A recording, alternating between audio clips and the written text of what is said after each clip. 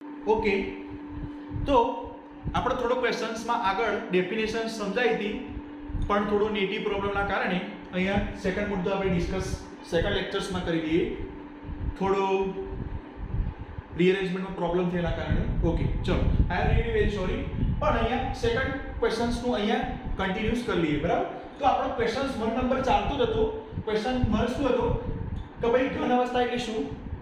તો એના ફર્સ્ટ લેક્ચર્સમાં ઓલરેડી મેં ડિસ્કશન્સ કરી દીધું છે ઘન અવસ્થા શું છે. હવે આ ટોપિકમાં ડિસ્કસ કરવાનું છે પ્રોપર્ટીઝ ઓફ સોલિડ સ્ટેટ, બરાબર? તો શું ડિસ્કસ કરવાનું છે? પ્રોપર્ટીઝ ઓફ સોલિડ સ્ટેટ એટલે મીન્સ ઘન અવસ્થાની પ્રોપર્ટીઝ એટલે મીન્સ ગુણધર્મ શું છે. ચલો, તો આપણે એનું ડિસ્કસ કરીએ. તો નંબર 1, તો ચલો આવા હું અહીંયા એક આકૃતિ ડ્રો કરું પર્ટિક્યુલર, એના આધારે સમજીએ, બરાબર? ચલો, હવે માની લો કે હું અહીંયા એક પ્રકારનો ક્યુબ દોરું. એ ક્યુબ એ પોતે સોલિડ હશે, બરાબર? ચલો, માની લો આ એક પ્રકારનું, ચલો આ એક પ્રકારનું માની લો, ચલો માની લો આ એક પ્રકારનો ક્યુબ છે, બરાબર? હવે અહીંયા ક્યુબ CUBE, હવે અહીંયા એની લેન્થ એટલે મીન્સ લેન્થ એની માની લો a છે. અહીંયા એની લેન્થ માની લો a છે, બરાબર? તે જ પ્રમાણે હાઈટ ની લેન્થ પણ ક્યુબિકમાં સમાન જોવા મળશે, કારણ કે ક્યુબમાં વોલ્યુમ બધાના સમાન જોવા મળે છે, બરાબર? કોઈ પણ ડેફિનેશન ચેક કરી લેજો તો ડેફિનેશન્સમાં ઓબ્વિયસ વસ્તુ કહેશે કે આપેલો ક્યુબ નું ચોક્કસ પ્રકારના વોલ્યુમ ધરાવે છે અને વોલ્યુમ લેન્થ વાઇઝ સમાન જોવા મળે છે, બરાબર? તો ચલો અહીંયા જે વોલ્યુમ હશે એ જ અહીંયા વોલ્યુમ હશે, ઓબ્વિયસ વસ્તુ. ચલો, એ જ વોલ્યુમ એ જ લેન્થ એ અહીંયામાં પણ જોવા મળશે, બરાબર? તો અહીંયા એવું કહી શકાય કે ક્યુબ્સ નું વોલ્યુમ એટલે મીન્સ ક્યુબ એટલે મીન્સ સોલિડ, એક પ્રકારનો સોલિડ કમ્પાઉન્ડ છે. આ સપોઝ ક્યુબ છે, ચલો માની લો આ એક પ્રકારનો ક્યુબ છે, બરાબર? હવે આની લેન્થ અહીંયાથી આ ઉપરની પોઝિશન, આ ઉપરનું સરફેસ, આ નીચેનું સરફેસ, સાઈડ સરફેસ, આ સાઈડ સરફેસ, આ સાઈડ ને આગળ. ચલો, આ એક પ્રકારનો આવા આકારનો ક્યુબ જ છે, બરાબર? ચલો, જેમાંનો ઉપરનો આકાર, આ ઉપરની પોઝિશન્સ છે. હવે આ ઉપરની પોઝિશન્સ માની લો કે અહીંયાથી અહીંયા સુધીનું ડિસ્ટન્સ લેન્થ એ માની લીધી. ઓકે, તો પછી અહીંયાથી આની લેન્થ પણ ઓબ્વિયસ વસ્તુ એ થશે, લખી દીધી. અહીંયાથી અહીંયાની a, તો અહીંયાથી અહીંયાની પણ a. ઓકે, ચલો અહીંયાથી અહીંયા અને અહીંયાથી અહીંયા, તો પછી આની પણ a જ થશે. ઓકે, તો અહીંયા એના આધારે કહી શકાય કે solid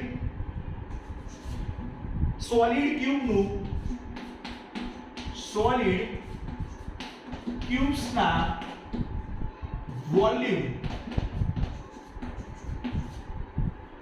is equals to a cube.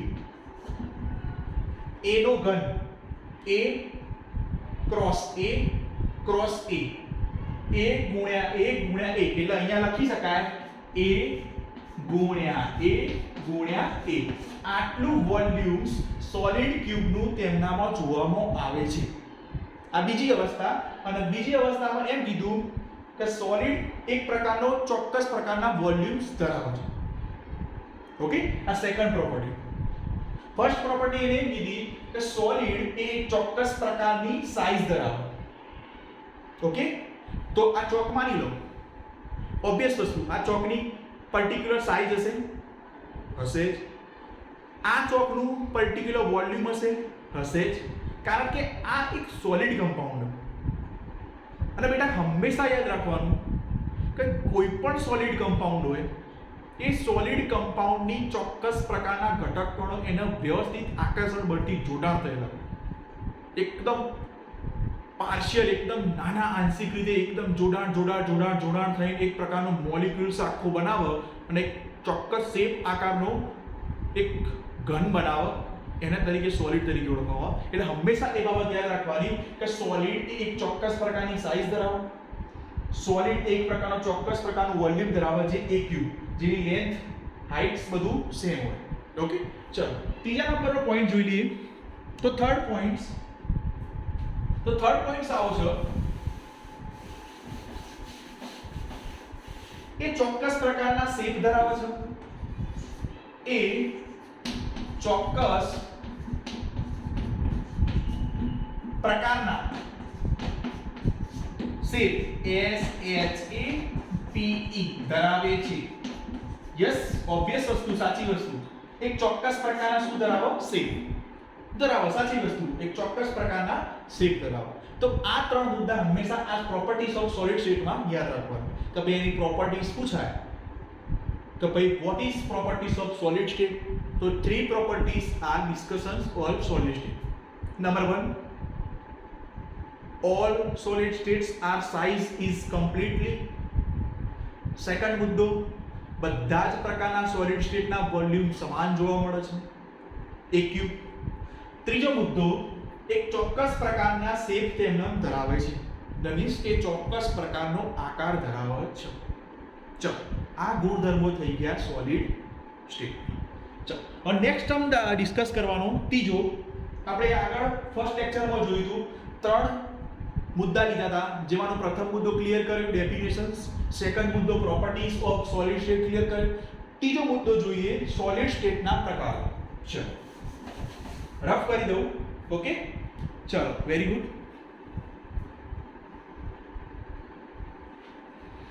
Okay, ચલો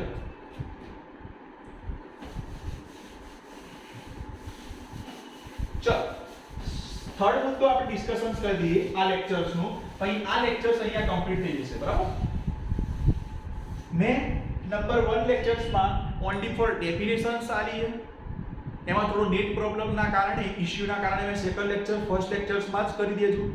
ઓકે, એના બે મુદ્દા અહીંયા મેં ડિસ્કશન્સ સેકન્ડ લેક્ચર્સમાં કરી દીધા. ઓકે, ચલો તો સ્ટાર્ટ. તો સોલિડ સ્ટેટના પ્રકારો ચેક કરીએ. તો સોલિડ સ્ટેટના પ્રકારો શું છે? બરાબર, ચલો તો એ મુખ્યત્વે બે પ્રકારમાં વહેંચાયેલું છે. બરાબર, ચલો બે પ્રકાર અહીંયા લખી દઉં હું, એના નંબર 1 વાઇઝ આપણે સમજીશું. ઓકે, ચલો સોલિડ સ્ટેટના પ્રકાર, જેમાંનો પહેલો પ્રકાર છે crystalline solid. Okay, number 1 crystalline solid. Second number amorphous solid. amorphous solid. Okay, ચલો થઈ ગયા બે પ્રકારો. Okay, very good. હવે આ ક્રિસ્ટલાઇન સોલિડ અને amorphous solid એની પ્રોપર ડેફિનેશન્સ હોય. આપેલો કમ્પાઉન્ડ છે, બરાબર, ક્રિસ્ટલાઇન સોલિડ અને amorphous solid તો કહી દીધું, પણ આ વસ્તુ શું છે એનું આપણે ડિસ્કશન કરી લઈએ. તો ચાલો ડિસ્કસ કરીએ. તો ક્રિસ્ટલાઇન સોલિડ એ એક ચોક્કસ પ્રકારની રેગ્યુલર અરેન્જમેન્ટ ધરાવે લોંગ ટર્મ સુધી. શું કર્યું? એક ચોક્કસ પ્રકારની લોંગ ટર્મ સુધી રેગ્યુલર અરેન્જમેન્ટ ધરાવે છે. એક્સપ્લેન કરું છું. ધારો કે ચલો આ રીતની ચેન છે. ઓકે, આ રીતની. તો એને શું કીધું? ક્રિસ્ટલાઇન સોલિડ એટલે શું? તો એ લોંગ ચેન એટલે લાંબી, લોંગ એટલે મીન્સ લાંબી ચેન, અહીંયાથી અહીંયા છેક સુધી અનંત સુધી આ રીતે જ એનું કમ્પ્લીટ રેગ્યુલર અરેન્જમેન્ટ હોય. એટલે મીન્સ કે અહીંયા ઉપર નીચે આવું કદાપી જોવા ના મળે. શું કીધું મી? એક ચોક્કસ પ્રકારની એક લાઈન હોય, ધારો કે એક લાઈન હોય, એક જ લાઈનમાં બધા જ પ્રકારના બિંદુઓ અહીંયા છે જોવા મળે, અને આ અનંત સુધી આવી વસ્તુ જોવા મળે. 0 0 0 અનંત સુધી આવી કમ્પ્લીટલી રેગ્યુલર અરેન્જમેન્ટ આ ક્રિસ્ટલાઇન સોલિડમાં જોવા મળે છે. ઓકે, પણ એનાથી ઉલટું એમોર્ફસમાં, તો એમોર્ફસમાં આવા પ્રકારની પોઝિશન્સ જોવા મળતી નથી. આ વસ્તુ છે એ ઇનરેગ્યુલર અરેન્જમેન્ટ ધરાવે. એટલે મીન્સ શું થશે? શોર્ટ ટાઈમ માટે, એટલે થોડા સમય માટે આ પ્રકારની રેગ્યુલર અરેન્જમેન્ટ કરશે, પછી એ પોતાની રેગ્યુલર અરેન્જમેન્ટથી ભટકી જશે, આમ જશે, આમ જશે, આમ જશે. ચલો ચેક કરીએ. ચલો થોડા ટર્મ સુધી રેગ્યુલર અરેન્જમેન્ટમાં રહેશે, થોડા સમય સુધી. પછી શું કરશે? અહીંયા જાય, અહીંયા જતો રહે, અહીંયા જતો રહેશે, અહીંયા, અહીંયા, અહીંયા.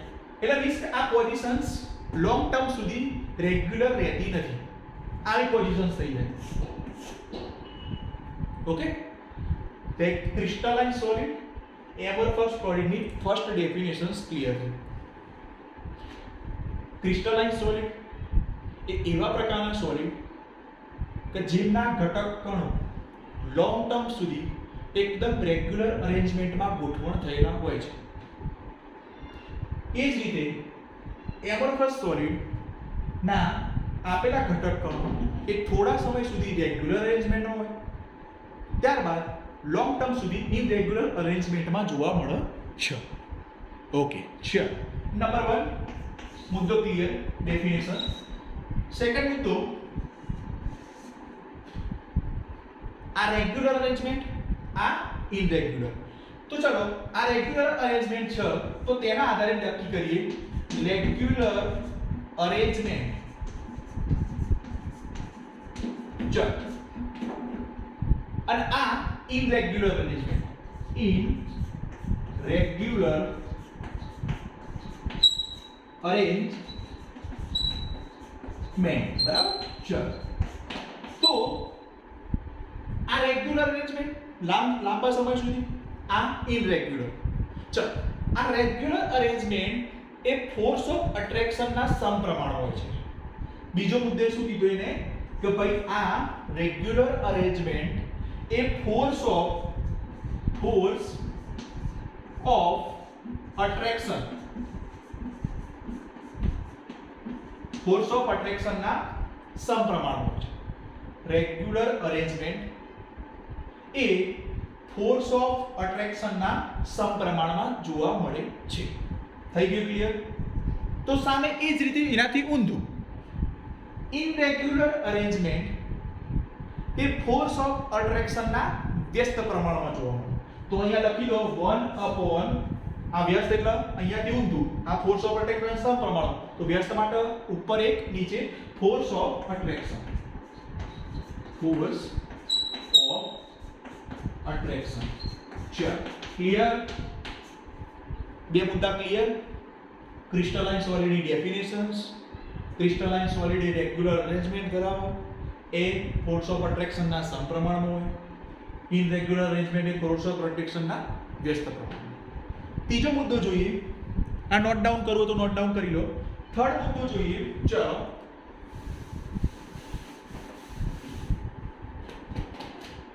થર્ડ મુદ્દો,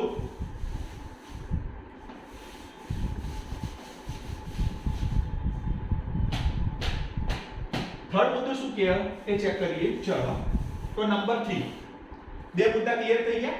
ત્રીજો મુદ્દો હેડિંગ લખો. ત્રીજો મુદ્દો આ સોલિડ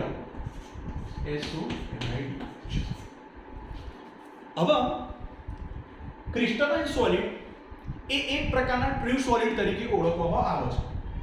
તો એને ત્રીજો મુદ્દો એવું કીધું કે ક્રિસ્ટલાઇન સોલિડ એ ટ્રુ સોલિડ તરીકે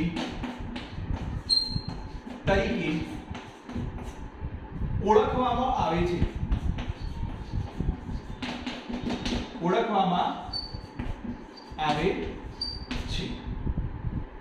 એ જ પ્રમાણે એમોર્ફસ સોલિડનો નંબર 3, એમોર્ફસ સોલિડનો સ્યુડો સોલિડ તરીકે ઓળખવામાં આવે છે. સ્યુડો સોલિડ તરીકે ઓળખવામાં આવે છે.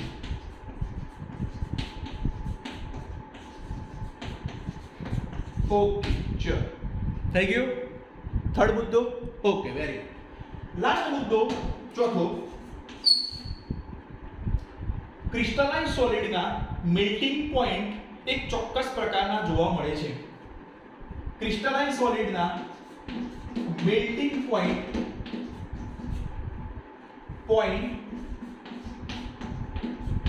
ચોક્કસ પ્રકારના જોવા મળે છે.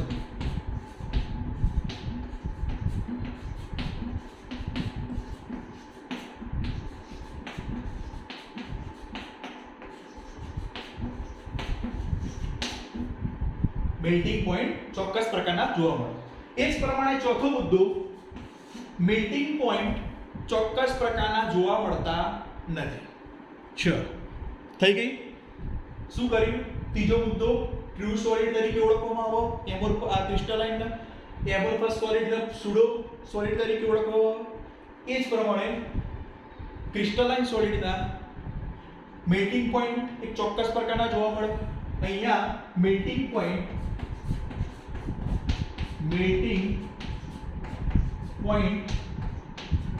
ચોક્કસ જોવામાં આવતા નથી.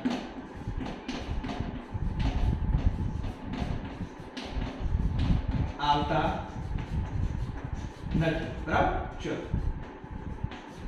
તો આ વાત થઈ ક્રિસ્ટલાઇન સોલિડ, આ વાત થઈ એમોર્ફસ સોલિડ. થઈ ગઈ કમ્પ્લીટ ક્રિસ્ટલાઇન સોલિડ. ચાર મુદ્દા ડિસ્કસ કર્યા.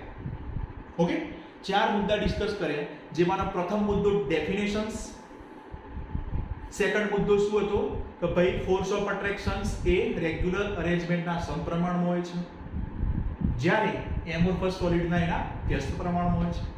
ત્રીજો મુદ્દો શું કીધું? ક્રિસ્ટલાઇન સોલિડ ટ્રુ સોલિડ તરીકે ઓળખવામાં આવે છે. એ જ પ્રમાણે એમોર્ફસ સોલિડને સ્યુડો સોલિડ તરીકે ઓળખવામાં આવે. ક્રિસ્ટલાઇન સોલિડના મેલ્ટિંગ પોઈન્ટ ચોક્કસ જોવામાં આવે, પહેલાના મેલ્ટિંગ પોઈન્ટ ચોક્કસ જોવામાં આવતા નથી. આ બધું એમસીક્યુએસ બેઝ થિયરી પૂછાય એક્ઝામમાં. જો એન્ટ્રન્સ એક્ઝામમાં, એટલે એન્ટ્રન્સ એક્ઝામ વાળો તો શું કરે, એનું પેપર હોય એ ઓબ્વિયસ વસ્તુ આપણને આપી દે, સોલ્વ આપણે કરવાનું. બરાબર. એટલે એ કહી દે કે ક્રિસ્ટલાઇન સોલિડ નીચેનામાંથી કયા પ્રકારના ગુણધર્મો ધરાવે છે, એની ડેફિનેશન અનુસંધાનમાં ક્વેશ્ચન કરો કે ભાઈ એનું રેગ્યુલર અરેન્જમેન્ટ છે કે એનું ઇનરેગ્યુલર અરેન્જમેન્ટ છે. તો ઓબ્વિયસ વસ્તુ રેગ્યુલર અરેન્જમેન્ટ. હવે રેગ્યુલર અરેન્જમેન્ટ છે શેના સમપ્રમાણમાં છે? તો ઓબ્વિયસ વસ્તુ ફોર્સ ઓફ અટ્રેક્શનના સમપ્રમાણમાં છે. એટલે આ રીતના અહીંયા એક્ઝામ્પલના આધારે આપણે પછી ક્રિસ્ટલાઇન સોલિડને બીજા કયા નામથી ઓળખવામાં આવે, તો સીધી વસ્તુ કઈ ટ્રુ સોલિડ થી ઓળખવામાં આવે છે. તો આ રીતે આ ટર્મ્સમાં આ ક્વેશ્ચન્સ પૂછાય. ઓકે, હવે લાસ્ટ મુદ્દો અહીંયા ડિસ્કસ કરવાનો, પાંચમો ડિસ્કસ કરીએ, પછી થોડું આગળ ડિસ્કસ કરીએ. એ પહેલા આ પાંચમો મુદ્દો ક્લિયર કરીએ. ચલો, ફિફ્થ મુદ્દો અહીંયા ક્લિયર કરી દઈએ. બરાબર. ચલો, પાંચમો. હવે એને ચાર મુદ્દાઓ ક્લિયર કીધા. હવે પાંચમો મુદ્દો એને શું કીધું? એ બહુ મસ્ત મુદ્દો કીધો કે ભાઈ ક્રિસ્ટલાઇન સોલિડ છે એ એન આઇસોટ્રોપિક પ્રકારનું નેચર ધરાવે છે. લખી દો અહીંયા પાંચમો મુદ્દો, એન આઇસોટ્રોપિક. બરાબર. એન આઇસોટ્રોપિક ના નેચર ધરાવે છે. નેચર એટલે મીન્સ પોતાનું રચનાત્મક ધરાવે છે. એ જ રીતે પાંચમો મુદ્દો પેલામાં એમોર્ફસમાં, આ એન આઇસોટ્રોપ તો આ આઇસોટ્રોપ. ચલો, તો આ આઇસોટ્રોપિક પ્રકારના નેચર ધરાવે છે. નેચર ધરાવે છે. થઈ ગયું? Okay, very good. Okay, very good. ચલો, ક્રિસ્ટલાઇન સોલિડ એમોર્ફસ સોલિડનો પાંચમો મુદ્દો શું કીધું કે એન આઇસોટ્રોપિક્સ ના નેચર ધરાવે. એમોર્ફસ સોલિડ એ આઇસોટ્રોપિક પ્રકારના નેચર ધરાવે છે. હવે એક વસ્તુ સમજી લો, એન આઇસોટ્રોપિક શું છે અને આઇસોટ્રોપિક શું છે, એનું ડિસ્કશન્સ અહીંયા કરી દઈએ. ચલો, તો હેડિંગ મારો કે ભાઈ આ વસ્તુ તમે મુદ્દો તો લખી દીધો કે ભાઈ crystalline solid A N isotropic પ્રકારના નેચર ધરાવે, પણ એન આઇસોટ્રોપિક વસ્તુ શું છે એ ડિસ્કસ કરીએ. ચલો, તો આ રફ કરી દઉં. પાંચ મુદ્દા ક્લિયર થઈ ગયા. પાંચે મુદ્દા વ્યવસ્થિત એકવાર બેસીને જોઈ લેજો. બરાબર. એકવાર નોટ્સમાં લખવું હોય તો નોટ્સમાં નોટ ડાઉન કરી લેજો, બહુ જ કામ આવશે. અને હંમેશા પોતાની નોટ્સ તમારું ફ્યુચર છે. એક વસ્તુ નોટ ઉપર લખવું હોય તો લખી લો, તમારી નોટ જ તમારું ફ્યુચર. તમારી નોટ બહુ બેસ્ટ હશે, નોટબુક્સ બહુ મસ્ત બનાવી છે, તો ફ્યુચર્સમાં પણ એ તમારું કામ આવવાની છે. ઓકે, ઓબ્વિયસ વસ્તુ. ચલો, તો હા, મેં તમને